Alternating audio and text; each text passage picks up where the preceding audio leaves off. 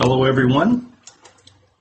My name is Neville Smit. I'm the teaching director at E-UNI University. And we're very pleased to have everyone here today to join us for this very special Q&A and interview with none other than CCP Guard. CCP Guard is one of the community developers at CCP Games.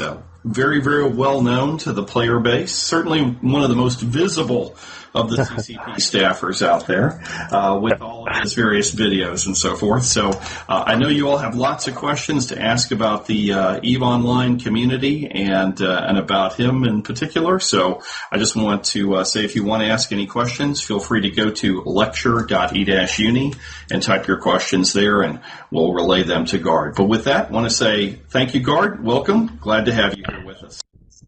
Great to be here. Thanks for inviting me. I've been a great fan of E-UNI University since the start, and what you guys do is amazing, and something I frequently use to highlight the good things that take place in EVE Online, because we like to brag about the bad things as well. But it's great to be here. Look forward to it. Well, very pleased to have you here, and yes, there needs to be balance in all things, so we try to balance out the bad with a bit of the good if we can, although we do teach about it. Yes, you gotta educate people, so you know, if only they can better take care of themselves in the harsh universe. Let's start with a couple of questions just to make sure people know who you are. We do have a lot of new players here. Not everyone here knows about your long experience with EVE Online. So tell us, what is your official title and function at CCP Games, and how long have you been with CCP? So, yes, my name is Sveinn Kjarval, which has been, I've been called Long Icelandic name also, if that's easier to pronounce. And my moniker is CCP Guard. I used to be GM Guard. I started with CCP back in 2003 when E was still in beta. And then I had a few months of learning about EVE Online, following its pre-launch development and answering petitions from beta players before the game actually launched. So that was kind of a good way to ease me into the horror that was post-launch EVE malfunctions and memory leaks and terrible bugs and everything there between. And I remember when I first. It was kind of interesting. We didn't have any tools because the devs were just fighting fires and making sure that at least some of the features worked. So didn't have much time to make support tools for us, and so there wasn't much we could do at the very beginning. So when we in the beta, we were used to telling people to file bug reports if they pointed something horrible out, if something horrible happened to them. We asked them to file a bug report. So what changed on launch day is that we asked people to file bug reports and told them that we were really, really sorry, because at that point they were paying customers, and our sorrow increased accordingly. So. But it was all uphill from there. We got more and more tools, and I got more into the whole thing. At first, I didn't really understand it. Then later I started getting more into all of it, and I became a senior GM, and then I worked my way up to being a lead GM. Had a group, was in charge of making policy, designing like educational programs for GMs, and running quality audits for GMs. So I handled a big portion of the lead petitions, the ones that got escalated to the lead GM level. Then I got the chance to move over to marketing when community was under marketing, and from there I've been working as a community developer, more working on the fun and social side of EVE Online than the assisting side of it, and so that's been a very nice change, and I've been able to do a lot of fun stuff in that role. And my team has since moved over to a department that was formed around in 2012. It was 2011 community relations management, and that encompasses that's customer support and community. So we went from marketing a new umbrella, and so that's where it is today. And I'm just doing all kinds of stuff with players and for players, and keeping up with what you guys do. And so I try to know what's happening. It's hard, but I try. So anything you want to know, anything you want to ask, I'm here. Well, you've been working with and interacting with the player base for a long time then. Today you're in charge of developing the community and, as you say, the social side of working with the players. What's a typical day like for you? Is there such a thing as a typical day for you? Thankfully, there's not actually something called a typical day. There's a few set points in most work days, but the nature of the job suits me well in the way that it's not a set. I like a certain amount of uncertainty. So and the same applied when I was working as a GM, really, because this is an unpredictable environment. Things come up that you have to react to every day. So that's always good. But there are some things that remain the same. So usually I come in between 8 and 10, work out of CCP headquarters in Reykjavik, of course, where I've lived my whole life. And then I start by checking my email, my meeting schedule, to kind of get a feel for my day, like what I'm going to be doing for the day, and see where my empty slots are, where I can do work on stuff that I need to do by myself. Then I usually follow up on anything that comes up, after I leave work the day before, and chase up emails, and then I start working on whatever's coming up next. Nowadays, for example, it's mostly FanFest related stuff, some player gatherings, and some there's always a sprinkle of forum drama in between that we have to deal with and discuss with other departments, which is always interesting, although not always fun, but always interesting. And then I usually, at lunch, I usually go to our neighboring MMA fitness club called Mjolnir. And there I go work out with a bunch of other devs. Because we have flexible working hours, I can go there and do an hour of working out, and then come back and finish what I have to do. So core hours at CCP are between 10 and 4, and then people are expected to do at least 8 hours, but usually end up doing a lot more. And because there's stuff you want to do, and then you end up reading forums at home anyway, even if you go home early. So there's always you always have your eyes on what's happening. And it's always fun. I had the privilege at FanFest a couple years ago to get a tour of the CCP Games headquarters, and it is a fantastic working environment and a lot of fun people. Why would you ever leave? I mean, it's the kind of thing where the people don't really want to leave the office there, isn't it? It is kind of a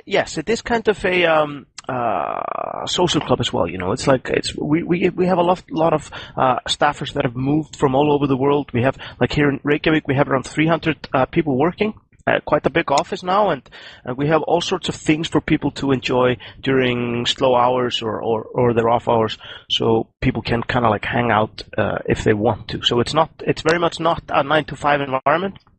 And so when people move from other countries, this environment helps people to kind of integrate with others and just make friends and feel at home. So we have fridges with food and drinks all over the building that you can grab mostly for free or for basic cost, and we have lunches and dinners cooked at the office.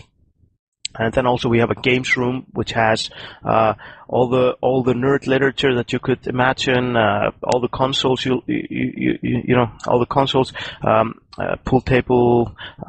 We have a giant fish tank that's very soothing to look at after a day of foreign drama, for example. And arcade machines with more than 2,000 games. Then an arcade machine that we built ourselves around EVE Offline, of course, which is a great one. Pinball machines and anything there between. Then we also just sit down and play various games or EVE Online or after work or during slow periods. So it's very much a place that's you can be at home even when you're at work. I was at the FenFest where you were awarded with a number of other people a sword from CCP Games. Tell us about the swords. The swords are pretty amazing. I was the tradition was started back in 2007 when the company turned 10, and the two founders got.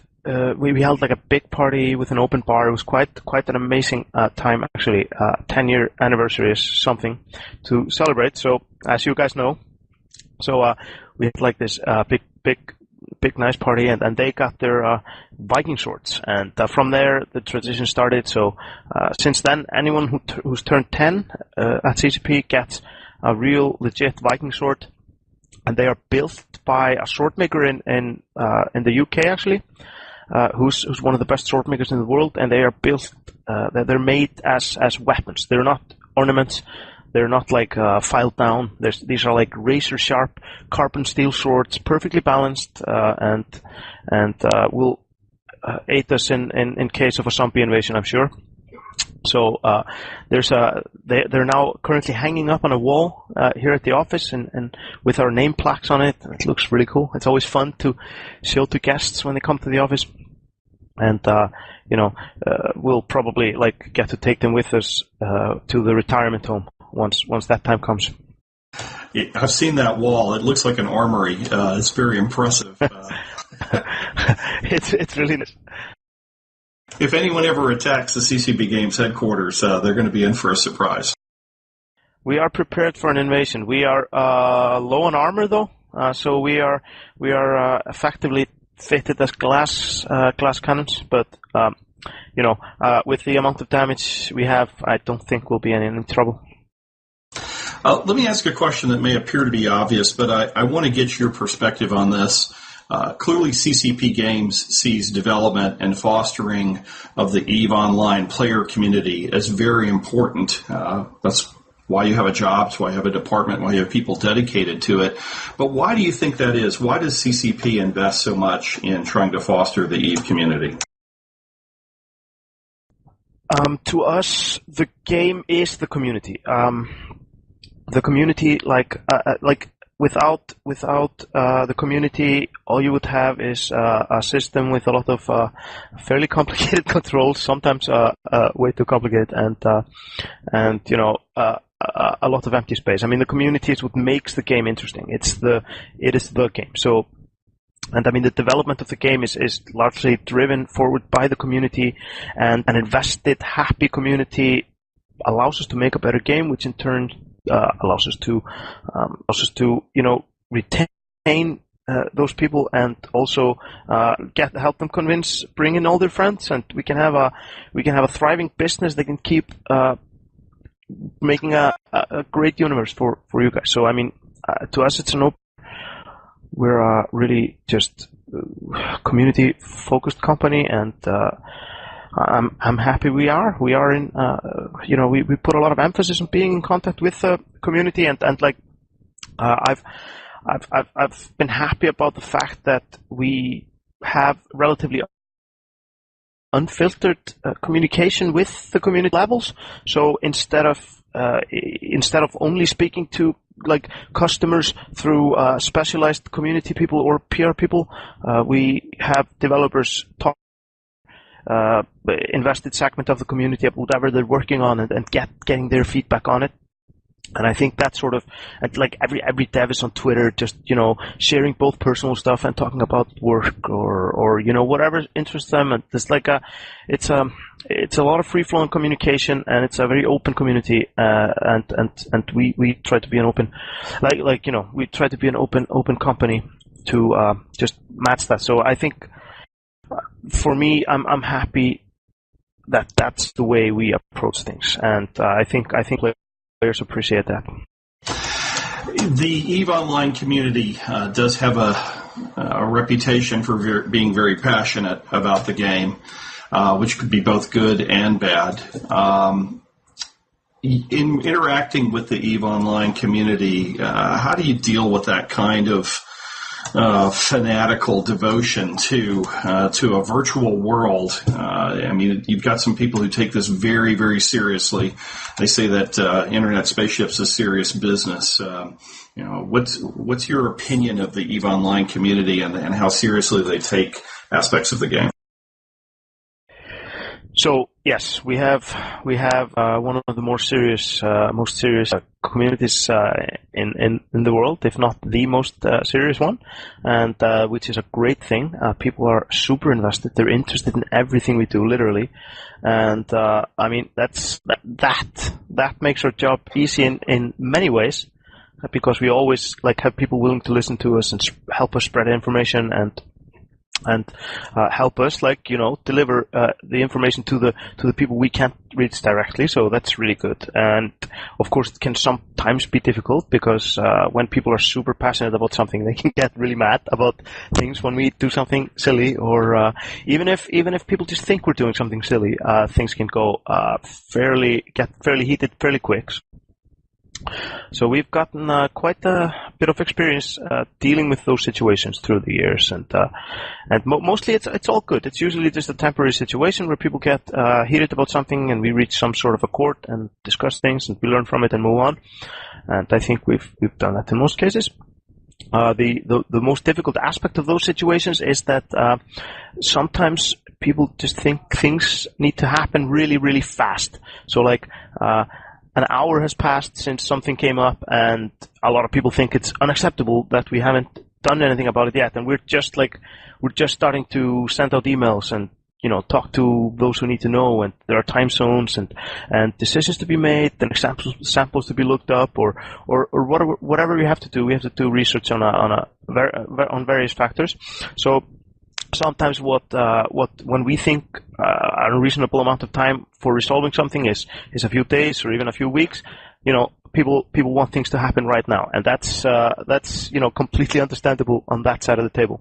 So we have to try to manage those expectations and just and try to do things as fast as we can, and yeah, it's super good. But on the creative side, the community does so many amazing things that just makes our job super easy in many ways. All the stories that come out of EVE Online, making something like EVE University and running it for 10 years, this is more than anyone could ask for in a community, and the creativity and the dedication of are good things again and again, over and over, just through the years, and it's amazing. All the cool things that happen. These things are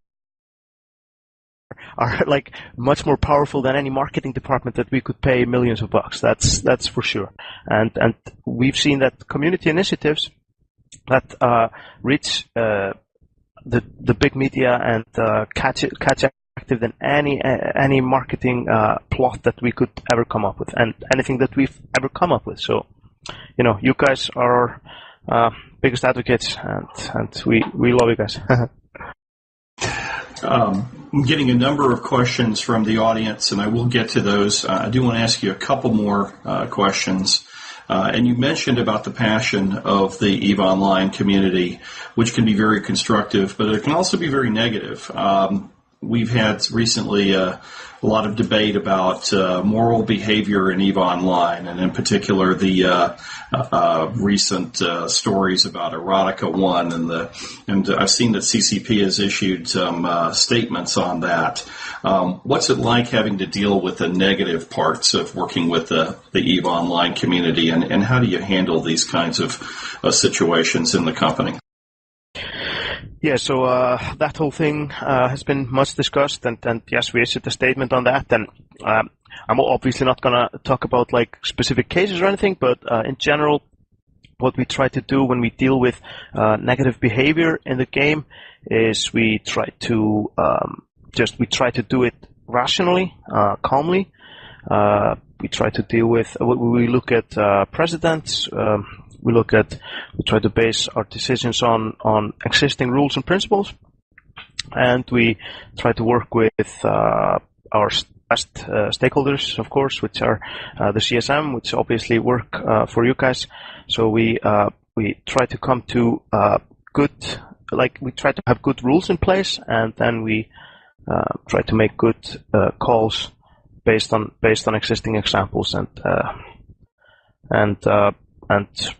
sound judgment. So it's often difficult, and often like we have things which require even weeks of discussion in the office and between people in different parts of the world, and it's always interesting. And we've had quite a few big discussions through the years, so we're used to it by now. Back in the day, we used to be not so confident with these things, and we were doing things for the first time, and since then a lot of water has passed under the bridge. And I mean everybody remembers, some people remember the way we handled like the Moo incident when Moo invented the gate camp or kind of made it famous, and we just saw something we'd never seen before, and so we jumped into Concord ships and went to push them out, and that got a huge backlash from the community back then, and we learned from that, and we learned from other things in the past, so we're getting better every day. CCP Games is known for letting the community create its own stories inside EVE Online. That is very little intervention from CCP Games in player behavior. We're known for being able to do evil things in the game. It seems that you in working with the community and your team want to always maintain a certain amount of distance. Is that the overriding philosophy, or at what point do you feel that you have to intervene and act directly, reinterpreting the EULA or the terms of service and taking more extreme action? At what point do you have to insert yourself in working with the player base? It's very hard to draw like a specific line of when we think it's appropriate to step into something. It's usually something that it has to be up to a certain degree a case by case basis thing. But yes, like you say, we have an overriding philosophy of trying to interfere as little as possible in the sandbox. So if we can at all avoid it, we don't interfere in anything and let players find their own solutions and make the stories themselves, because we want to have as light of a touch as we can. So that's our overriding principle. But then there is always that line that comes up where something becomes too much. It's just starting to ruin the community morale, or some person's some person is overly taxed or attacked in an unfair way or something like that, and then we have to draw some line. Also, we have to adhere to some basic industry standards, and we can't just allow any sort of content to be posted in the game, because we have to maintain some sanity, and so there's always that. And we've dealt with these things through the years in an increasingly good manner, getting better and better. We used to be noobs back in the day, but I believe we're getting better all the time. On a lighter note, working with the EVE community as long as you have, how do you think it has changed? Have you seen any changes in the EVE Online community? In what direction do you think, what will the community look like, say, 5-10 years from now? Yeah, that's actually a really interesting question, because it's hard to really pinpoint those specific changes that have happened, because it's like looking at yourself in the mirror. You do it every day, and you don't see the changes. But if you look at a picture from 10 years ago, you see the difference. Sadly, so there's the community has. I think the community has grown a thicker skin up to a certain degree. People have reached a much higher level of consensus of what they want the game to be. Not that everyone agrees. I'm not implying that at all. But the community has grown tremendously, of course, and there is a certain understanding of what it could be. The community has matured, obviously grown older, as we all have. Average age has gone up as it has in the company, and so it's. it's pinpoint things, but it's interesting what will happen to the community in the future. Obviously, we're experimenting with various ways of adding entry points into the EVE universe, and depending on how that all goes, we might see even more diverse sub-segments of the EVE universe, the EVE community come into play, and so I'm looking forward to seeing what happens. I'm not a confident prophet on what will happen though. Let's get to some of these questions from the audience here. Leela asks, or Lily, or I can't pronounce your name, Leroy. Yeah, forget it. I'm going to try. Do you visit the CCP offices around the world? Do you have a chance to travel much beyond Reykjavik?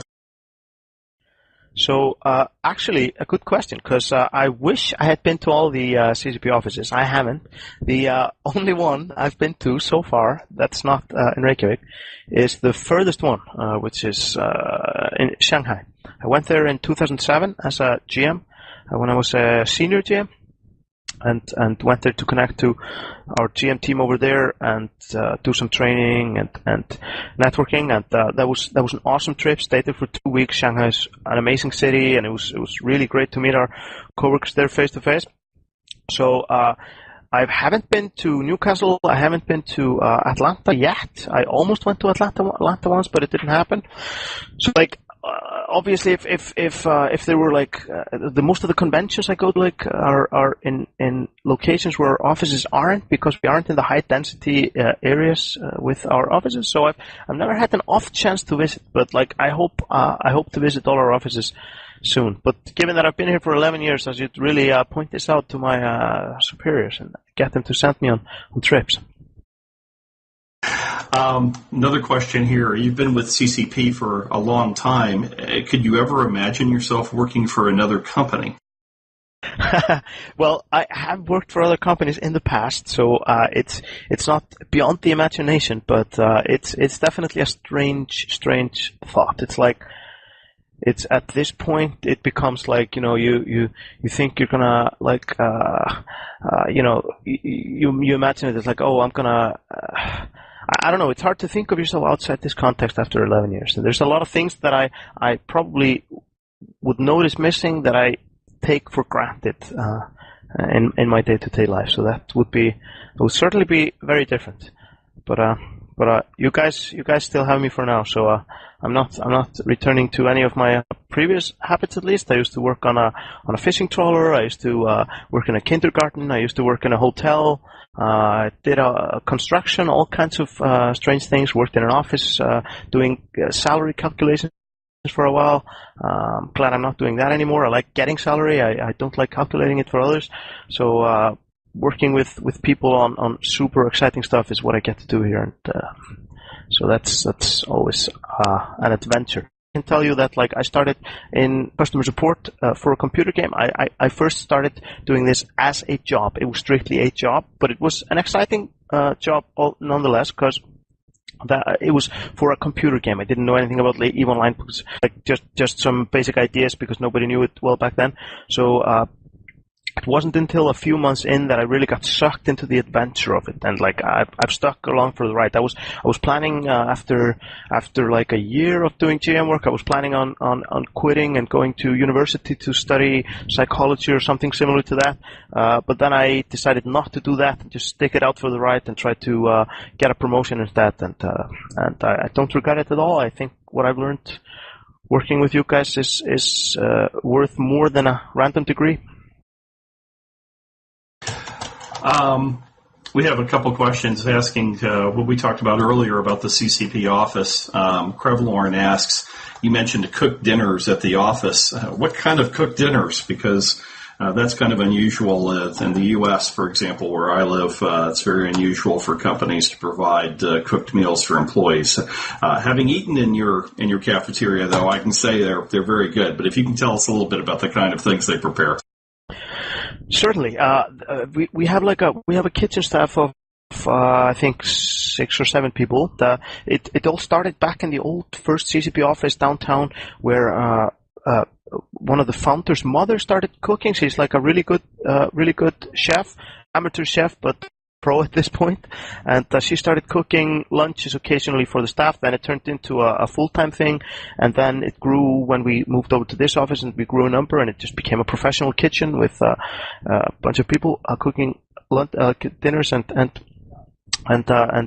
lunches. So what they do is they lay out like a sort of a breakfast buffet in the morning with like some basic stuff, some eggs and bread and stuff like that. Then we get cooked lunches and then cooked dinners twice a week, and sometimes more if we're crunching for an expansion or something like that. So they cook healthy food, but very, very delicious food. We get fish 2 or 3 times a week, like really good fresh fish, straight from the Harpa here in Reykjavik, which is where the office is located, actually. Last week we had ribeye steak with béarnaise sauce, which was not bad. This lunch we had really finely cooked salmon with mango chutney, and yesterday we had noodles, expertly cooked noodles with chicken. Very flavorful, good, authentic Asian food, actually. So they are very skillful. I'm always very grateful for them, and this is one of the perks of working for CCP. We don't pay per meal. We pay like a very low minimal fee per month, and it's a part of our contract to get food at the office, and it helps us like stay here, so we don't have to like run off all over the place and eat separately. So we can have you can have lunch with the CTO or the CEO or whoever and just chat about things. I mean, it seems like they want to create an environment where people do want to stay and consider it a home. So it's one of the reasons why I think people stay beyond the required number of hours, obviously. Having seen that myself. We do have a question here from Kjarval, who asks, do you attend the developer sprints representing customer interests, or is your connection to the developers more through the designers or management? Question I have for you is, to what degree do you think that what you hear from the community gets inserted into the developers' plans? All right, that's a really interesting question, because the way we work, we use the Agile Development method, or Scrum. So, as you guys probably mostly know, every team is comprised of like people from different disciplines, and they take segments of the game or features for the upcoming expansions. They take them from design to finish, and actual implementation. So we are each like. On the community team, we are stakeholders, which is an official position in the Scrum method, and we are stakeholders on these teams, which means that we can heavily affect like decisions and give very official input on them. So we go to bi-weekly sprint reviews where they go over the status of the features, open up a client, show what's going on, and we get to ask questions and play devil's advocate, or just pat them on the back, or give them new suggestions, whatever comes up. Then we go to regular planning sessions where they're going over like more long-term planning, and that's where we can go to any team and talk to them about that and affect their ideas. And we can even prioritize ideas when they have more than they can fit in. Then our experience as both as players and just long-term members of the community team comes into play. Not that the designers like always need us, because they are themselves mostly experienced players and super involved in forums and everything. So it's not like they get all their community insight through us, like not by a long shot. And that's the way I like it. I don't want them to rely on me 100% for that. So that would be much worse. But yeah, so also there's just a lot of casual walking up to someone's desk and talking to them, and them coming down and talking to us. So it's all talking at lunch, for example. So that's good. Question for you. Do you get a chance to play the game yourself very often?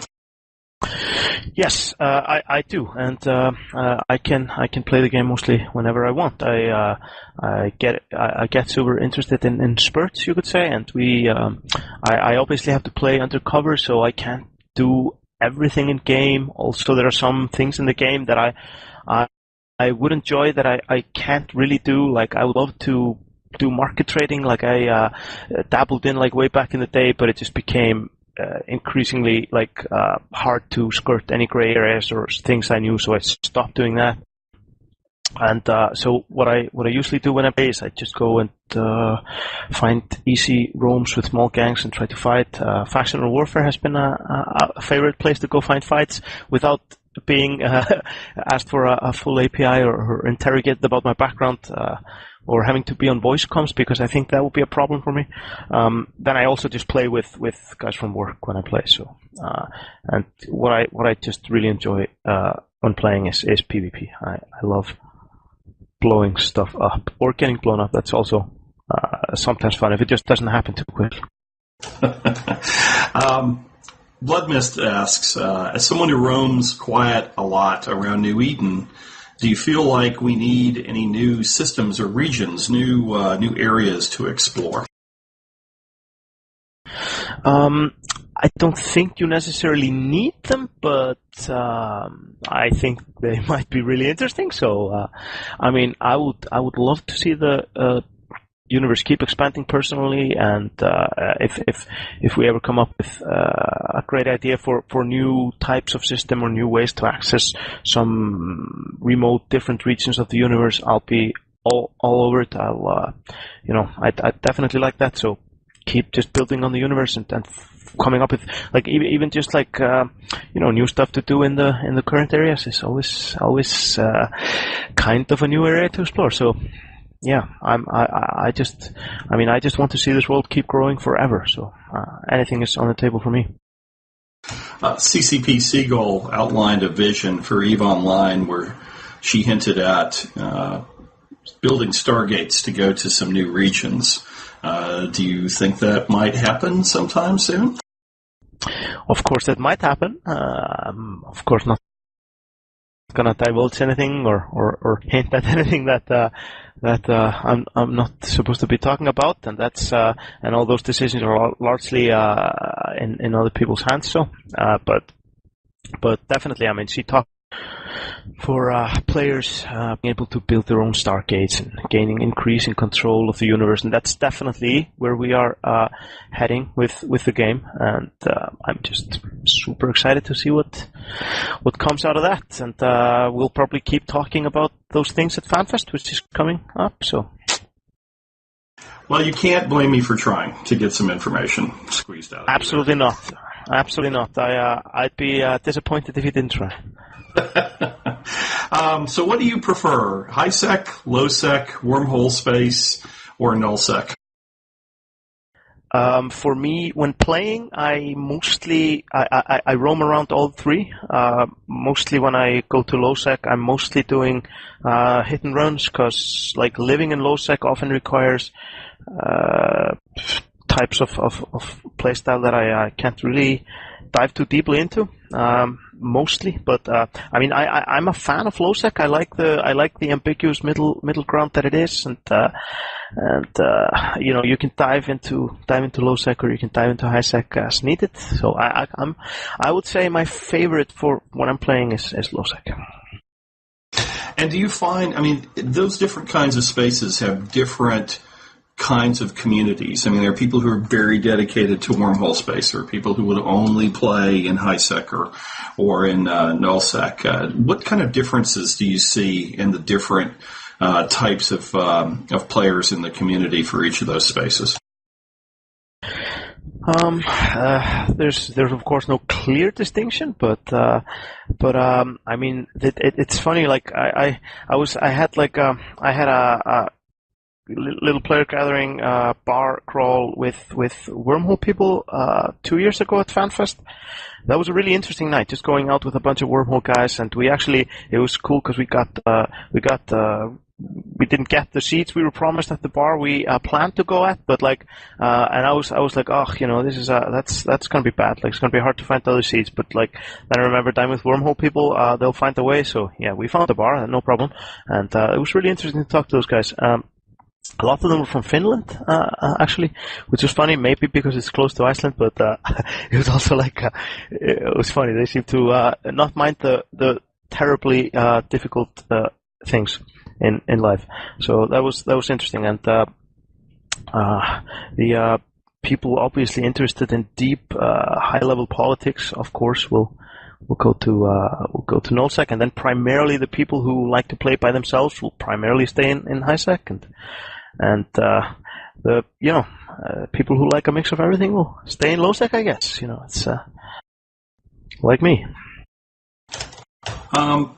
You are obviously very visible to the player base because you appear in so many CCP videos and broadcasts. You seem to have a lot of fun in those videos. Did you ever want to be an actor? That's a pretty good question, because I actually tried getting into acting school in Iceland. There's only when I was just over 20 and around 20, there's only one acting school in Iceland. It accepts 8 people every year, and it's really hard to get into. So a lot of people have to go abroad. I didn't do it at the time. I didn't get in. I tried. I got really far in the tests. There's like 200 people applying, so I got to the last 32 and was separated there. So it didn't go too bad. But I didn't try that anymore, but I've always enjoyed that. I did some amateur theater. I've done some short films with friends, and I just like goofing around, so I have a lot of fun doing that. And I think it's actually pretty funny that I end up working in a computer game company, basically working in an office, but getting a chance to work as an entertainer. And that's what I look at it. I look at it as it's just entertainment, and I really like entertaining, so it's great to get that chance. I even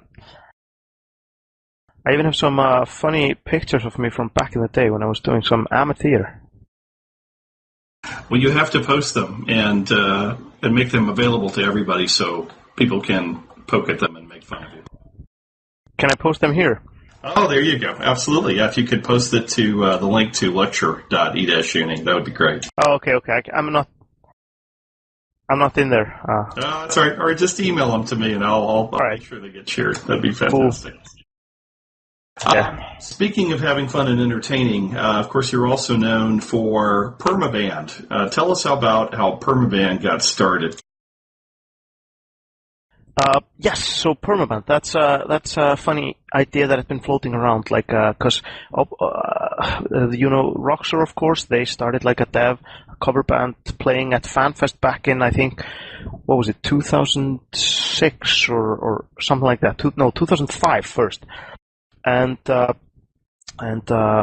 so we were talking about hey, we should make a rap band and it should be called the Permaband. So we had that idea floating around for a couple of years before we ever did anything about it. So what happened then is Arnar Valdimarsson, which is our main video producer, the guy behind all our crazy sketches and in development videos from the technical side, he came to me and he said hey, for our next CCP kickoff, which is an annual event, we should make a gangster rap video. What do you think about that? And I was like, yes, that's a great idea. Let's make a gangster rap video. And then we just started throwing around ideas for scenes and I sat down and I wrote the whole lyrics almost in one go, and we just had a lot of fun doing that. So then it came up that we should play at FanFest, and we played at FanFest, and it was kind of strange to be rapping in front of 2,000 people, having never done it before, and it was good fun. So we did another song later. It wasn't that successful. It just wasn't as good of a song, I think, and not as funny, and just didn't work out quite as well. But I'm always thankful to people for not rubbing their noses in it too hard and just pretending that it doesn't exist. So, thank you, everyone. Now, one of the songs that you do has really kind of become a theme song for the EVE Online player base, the Harden the F Up. So, did you expect it to become kind of such a to resonate so strongly with the player base? I knew the players would like the message. I didn't know it would become such a catchphrase. So that was nice. That was pleasant, and yeah, it's I didn't really expect it, and we never knew how far this would go, and it reached beyond our expectations. There's the popularity of the video, and the fact that we got 100,000 views in 3 days. We'd never done a popular video before, so that was kind of cool. Do you think that Permaban might do anything more in the future? Without spoiling any surprises, I will not exclude the idea of something more coming from this direction in some future. That's great. And will we see you perform at FanFest this year? I sincerely hope so. I'm working towards it now, and if that's what people want, we'll do our very best to be on stage at FanFest. Speaking of FanFest, I've been to 2 of them. I'm coming to my 3rd one. It's a fantastic event, but it obviously involves a lot of work. To what degree do you get involved with the planning and the execution of the FanFest event every year? Yes, that's a good question. So the community team is tremendously busy approaching FanFest. So officially, FanFest is owned by marketing, and they handle the high-level planning of FanFest, such as just suppliers and housing and most of the equipment and all those deals. Some of it falls on us. Then what we do is we work on filling FanFest up with stuff to do, interesting stuff that's happening. So we work on all kinds of random crazy events that plays, help host parties around it, and we do a lot of the Eve TV stuff, scheduling, getting guests, and coming up with content for the broadcast. And so there's a long list of projects on community right now that we're chopping down to make FanFest have more content and be more fun. And one of the things we're really interested in doing is having more things happening at FanFest that you can just walk in and out of as you please, things that are not nailed down to a timetable, just fun small things here and there that you can do with your friends or just to have fun. So there's more random content all around the place. We wanna do more of that, and I think a lot of the things that get people to FanFest and the memories that are created, they take place outside the lecture halls and just with friends at FanFest.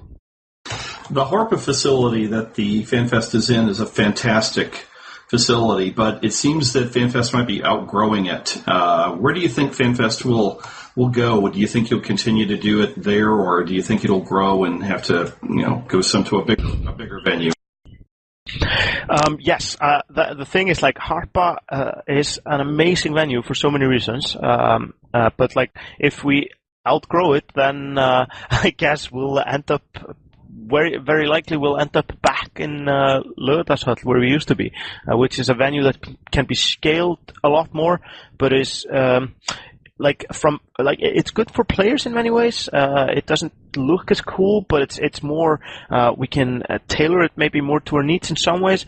But what's great about Harpa is it's the location next to downtown. It's a superb building. Technically for us, it's got all the best technology you can imagine. So the quality of everything is is superb, and it's a cool looking building. It looks like something that will be present on another planet. So that's a plus. But in terms of outgrowing, I think our options are limited unless we go back to Laugardalshöll, which is wouldn't be a nightmare. But we have no plans to do that. We're sticking with Harpa for as long as we can. Agree that the Harpa looks like something that the Caldari would build, for sure. Definitely. Funny story. We always did where players competed for their one of the 4 empires to decide the theme of next FanFest. It always used to be themed after the one of the 4 empires. So the upcoming theme for when we moved into Harpa was supposed to be Minmatar. And we just we racked our brains around that a little bit, and here you have this, and it's supposed to be Minmatar. Yeah, that's not going to work, Yeah, if you've never been there or never seen it, you wouldn't understand. But it's definitely not rusty. It's not. We could paint it to look rusty, but we'd probably get sued pretty badly. Yeah, that would not be too good. Now, we do have a good question here from Flubber Cosmic about the 3D capabilities that CCP has been experimenting with. Of course, you have Valkyrie coming out, so I'd like to know to the degree degree to which you're involved with Valkyrie, but he also has another idea, which is there a possibility that EVE Online itself might become a 3D game?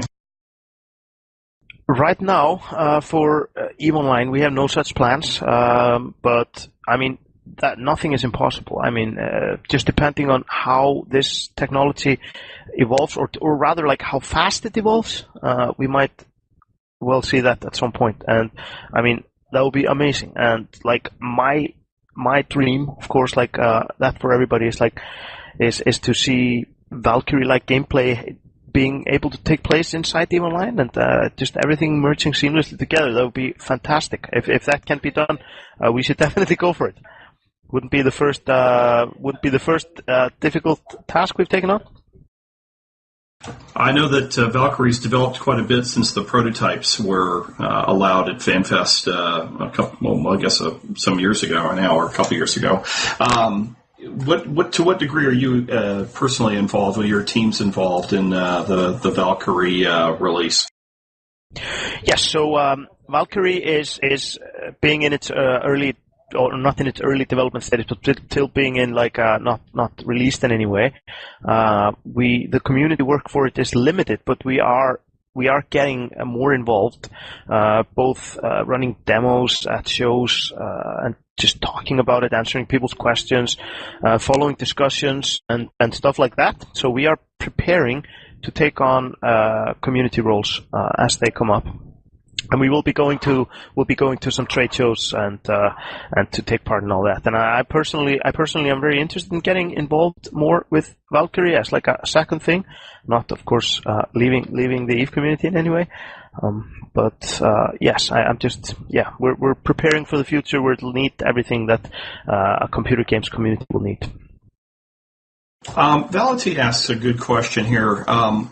I create YouTube videos of EVE Online. He says, I've started to get a lot of subscribers. I'm interested in monetizing those videos to make money through advertising, but I don't want to infringe on any copyright of CCP games. Who can I talk to about this? He can talk to me, for example. That's no problem. The thing is, we've been talking about this quite a bit lately, and it's obviously in everybody's interest that people make content with our intellectual property and share it like of charge to other people, but at the same time monetize it through partner programs like YouTube has, or Twitch, or any of those. So I mean that's in everybody's interest, and we're all for it. YouTube, I hear, has been becoming more making sure that people have permission for the content they post, and we don't have a posted policy in place yet. We are working on it, and we are going to post a policy that will allow you to take part in at least some, if not all, such partnership programs. We'll just see how that comes out. But in the meantime, people can contact me or just anyone in the community team, and we'll basically, hear what you have to say. And if it's just something, something basic like posting YouTube videos on with EVE Online content and taking part in the monetization program, that's no problem. I mean, you don't really have to get our permission first if that's all you're doing, but I hear that YouTube wants to get some confirmation, so we'll happily send you an email saying that it's okay. Very good. Laura Divinity asks a question here. I've heard rumors about EVE becoming free-to-play in the future. What is CCP's intention regarding the business model of EVE Online? I know we've heard that we're going to be sticking with the subscriber model for some time, but can you lay those rumors to rest? I honestly know of no plans for going free-to-play. Free-to-play is a great business model for a lot of games. I think the subscription model has worked really well for EVE. So it's like, I mean, you only have dedicated players in EVE Online, basically. Even casual EVE players are pretty dedicated by most standards. So, I mean, it works well for us and for you. And I think, I haven't heard any rumors about that. We are, as you as you have heard, thinking of diversifying and exploring other methods of, providing extra, content that's like cosmetic content for, that can be paid for with money or with in-game money and for a reasonable price. So, we'll continue to explore, learning from all mistakes we've done in the past and in unison with you guys and the CSM and everybody. So, but I haven't heard those rumors about the free-to-play model myself. How often are you asked about being able to put alliance and corporation logos on ships? I hear that quite a lot, and quite understandably, because that would be really cool. And I mean, I like, my personal opinion is that it would be really nice to see people's own creations, their alliance logos on their ships, and so I mean that would be super cool if we could ever get that done. But I mean, that's, I can just imagine seeing some familiar logos flying through space. It'd be cool. Let's see. Essay asks, as a community developer, what would you say is the most important thing to remember when working with the community? What do you think can be done to further improve the CCP and the community relations and expand the community more? To get the question right, what do I have to keep in mind when working with the community, and how can we expand it? Or, well, the first one is, what do you think is the most important thing to remember when you're working with the community? What's the central thing that you think is important to make the community development successful? I would say just like always listen and always be honest. That'll get you a long way if I have to pick. And the second question, can you repeat that? Yeah, the second question is, what do you think can be done to further develop and improve the CCP community relationship? Yeah, that's a good one. There's plenty of things we can do.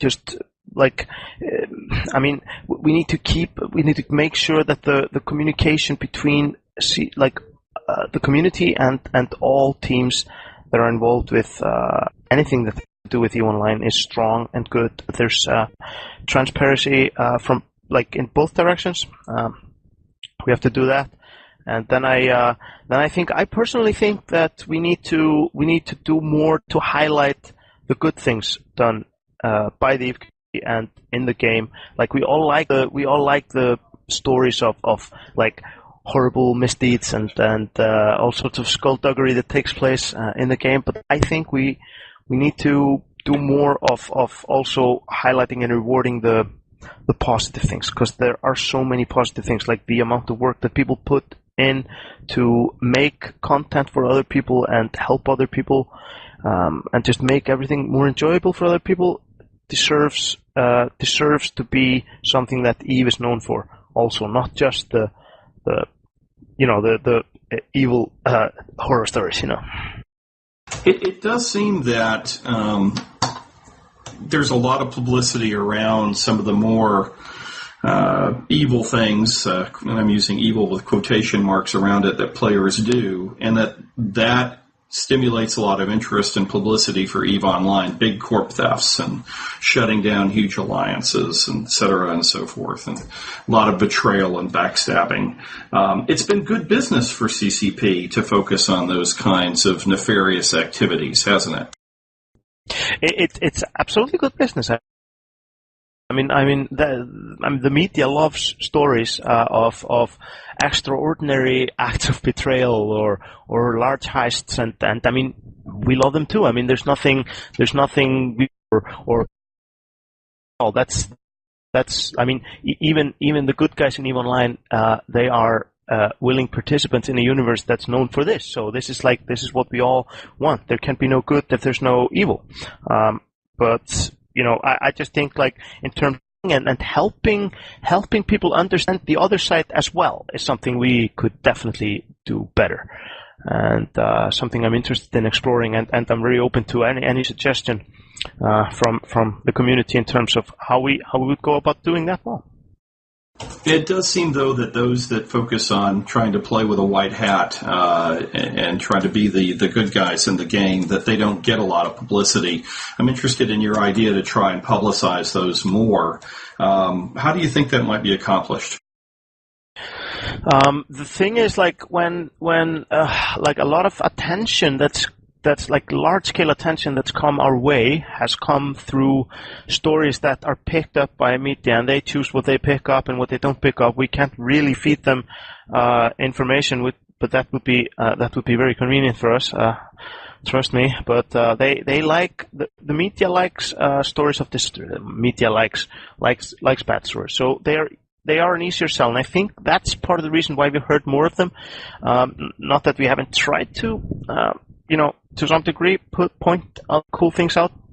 But I think we just need to rack our brains a little harder on how we can make stories of like great deeds that are made to benefit people instead of destroying them. How we can make those stories, more enticing to the media, for example, and to other, people who play other games and maybe don't know that there's an even game out there.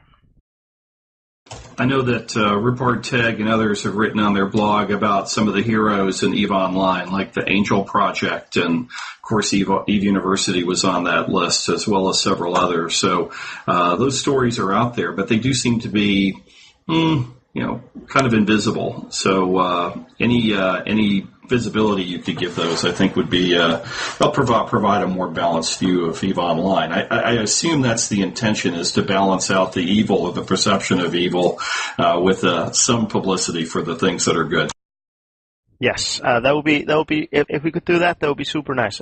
Because I think like a lot of people come for the excitement of the bad things they hear about, but they stay because of all the nice people they meet that they want to hang out with more, So, if we can also, we could maybe appeal to, kind of a different, like a player that maybe, like some of the good people in EVE, the good people, the good guys, the guys with the white hats, maybe some of those types are out there, who would really like to play online, but they think it's only a game where everybody stabs everyone in the back all the time, which is not true. We know that. EVE players put more work into helping each other than in any other game. So I think if we find smart ways to highlight those sides of the game, that would be beneficial to good guys and bad guys. Very good point. Do you have any other new projects coming up that you can tell us about? We are working on, apart from FanFest, which we're pretty busy with right now, we are working on some player gatherings that I'm partly organizing. We want to try to go to cities that we haven't visited yet, have nice little parties or pub meets, meet our community in that area and talk and see what comes out of it. And so those are they're relatively cheap. They're not cheap, but they're you could say cost effective. We get to meet super invested people in each area by sending 2, 3, 4 people there and hosting something for a night. And what we're wanting to do and what we're planning to do this summer is to go to for example, go to Europe and hit a few European cities at once.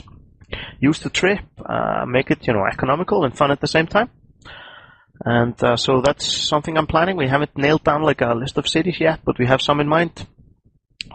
Cities where we don't go to big conventions necessarily, but still have a fairly good concentration of EVE players. We want to go to Eastern Europe a little bit more than we've done so far. We did one thing in Zagreb in Serbia last year, and that was a big success. There's 200 people there. Hadn't had the gathering in the area before, so everybody came out to see us, and it was a lot of fun. So yes, trying to hit those areas which aren't lucky enough to have a gigantic gaming convention in their backyard. Guard, you do a lot, obviously, to help foster and help the EVE Online community. What can the community do for you and your team to make your job easier? That's always a good one. Help us spread cool things that are happening. Anything that players are doing that's deserves attention. Anything that we are doing that deserves attention. Help other players get information. I mean, that's already something that people are doing, but it's always helpful when people help us spread the news. Share those things on their social media sites or wherever, or just forward them an email, old school style. and then of course, sometimes if we're in a tight spot, give us more than an hour to sort it out. It sometimes takes a while to make good things happen. Fair enough. Final question for you. We have a lot of new players here, obviously, because this is EVE University. For new players that are joining EVE Online, what advice would you give them about how to find their niche and fit into the EVE community? I would advise them to join EVE University, but that's too late. But that's really the key. Find people that you enjoy playing with and just play with them a lot. That's the key to enjoying the game.